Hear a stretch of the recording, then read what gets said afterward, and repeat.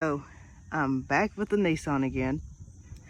Everything is doing fine other than, you know, the alternator, of course. So the alternator, it's fine. It runs fine. There's no loss of power or anything. My concern is this. Listen to this.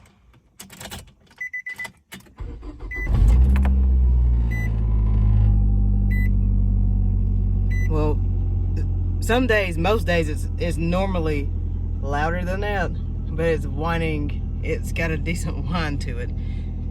And I figure, since, it's getting cold outside and cold weather and electrical components don't mix well, it's probably on its last leg. So today I'm going to be replacing the alternator. Y'all hear that?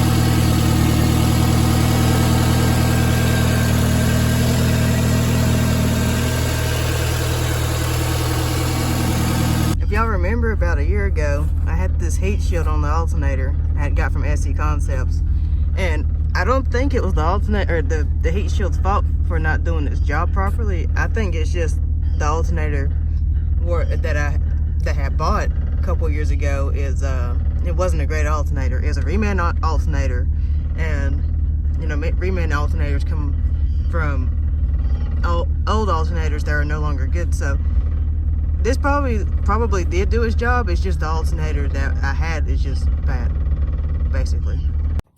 And so I bought an alternator from DB Electrical, and I was reading up on their stats or whatever on this alternator, and it's a brand new alternator. Never reman, not a used alternator, none of that. It's a brand spanking new alternator. I'm trying to get this out of this box. It's so heavy. I can't pick this up. My weak arms can't pick up one alternator with one arm. Anyways, this is a brand new alternator. Brand new. Never reman. Not remanufactured. None of that. It's brand spanking new. And it's also, according to DB Electrical, it can withstand high heat temperatures and freezing cold temperatures.